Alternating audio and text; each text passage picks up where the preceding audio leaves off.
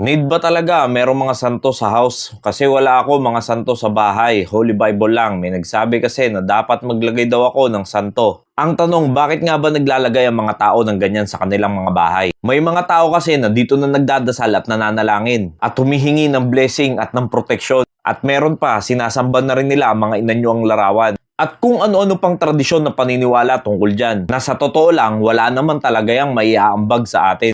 Kundi, yan pa magiging dahilan upang magkasala sa Diyos. Thou shalt not make unto thee any graven image or any likeness of anything that is in heaven above, or that is in earth beneath, or that is in the water under the earth. Alam naman natin na yan ay kasama sa Ten Commandments at ayaw ng Diyos na tayo ay gumawa ng mga ganyan upang sila ay yukuran, pagsilbihan at sambahin. Dahil hindi naman may kakaila na mayroong mga tao na sumasamba na sa mga ganitong larawan na para bang kung ituring nila ito ay isang buhay. Kakausapin, mananalangin, magdadasal, hihingi ng favor, hihingi ng blessing, hihingi ng protection. Meron pang mga namemeloso po dyan, sasabihin nila bakit daw yung sa Ark of the Covenant gumawa sila ng imahe ng anghel. Yung sa Ten Commandments kasi, in general yan, pangkalahatan yan na huwag kang gagawa ng imahe na inanyuan sa langit, sa lupa, at sa tubig upang sambahin mo. Yung sa Ark of the Covenant, specific kasi yun na inutos sa kanila. Kaya hindi nangangahulugan, hindi porket inutos yun sa kanila na gumawa sila ng imahe ng anghel, pwede na yung paggawa ng imahe sa langit, sa lupa,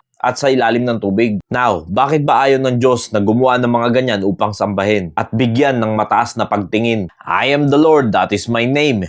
And my glory will I not give to another, neither my praise to graven images. Ang kaluwalhatian ng Diyos ay hindi niya ibibigay sa iba at ang kanyang kapurihan sa mga inanyuang larawan. Dahil tatandaan natin, ang Diyos natin ay buhay at siya ay nasa langit. At ang mga ganyang larawan, ang mga ribulto, ay gawa lang yan ng mga tao. But our God is in the heavens, He hath done whatsoever He hath pleased. Yan ang totoong Diyos. Their idols are silver and gold, the works of men's hands. Yan ang mga Diyos-Diyosan. Ginawa lang yan ng kamay ng tao. They have mouths, but they speak not.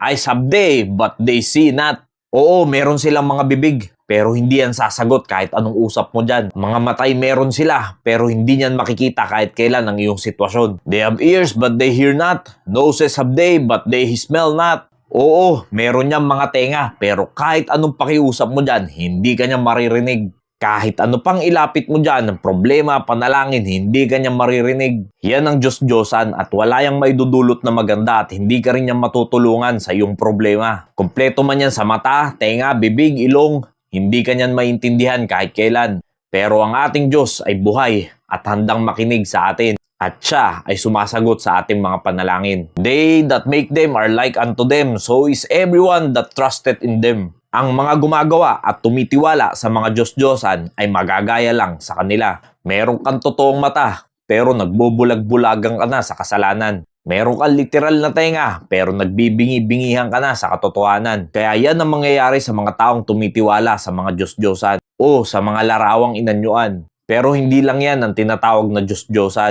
Yung mga bagay na pinagtutuunan mo ng oras na wala doon ang pag-iisip mo sa Panginoon at sinasamba mo na ang mga bagay na ito, ay magiging Diyos-Diyosan din yan. Kahit yan ay cellphone, gadgets, computer, o kung ano-ano pa mang mga bagay na tinitignan mo at doon ka na nakapokus at para mo na siyang sinasamba, ay magiging Diyos-Diyosan din yan.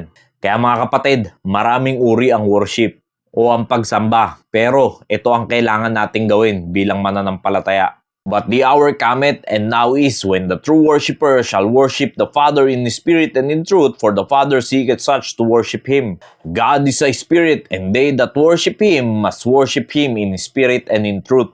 May mga tao kasi na what you see is what you believe. Kailangan kasi lagi may ebidensya na literal nang nakikita. Pero ang Diyos ay espiritu at hindi nakikita. Kaya ang gusto ng Diyos ay sambahin natin siya sa espiritu at katotohanan. Kaya hindi na kailangan ng kahit na ano pa mang larawan upang sambahin natin ang ating Diyos. Dahil yan ang itinuturo sa atin ng Biblia at ang Biblia ay ang salita ng Diyos. Kaya tinuturuan tayo na huwag tayong tumiwala sa mga rebulto o mga inanyuang larawan dahil baka hindi nyo namamalayan na nagkakasalan na kayo sa Diyos sa paglapit nyo sa mga ganyang imahe. Tinuturuan tayo na dumiretso tayong manambahan sa Panginoon at hindi sa kung ano-ano pang bagay na padadaanin natin sa kanila. For there is one God and one mediator between God and men, the man Christ Jesus. Dahil simula nang tayo ay manampalataya sa Panginoong Hesukristo, meron na tayong access sa Diyos Ama. Kaya diretso sa Kanya ang ating panambahan, hindi kung saan-saang bagay pa man o kung ano-ano pang rebulto o imahe. Yun lamang po, maraming salamat and God bless you all.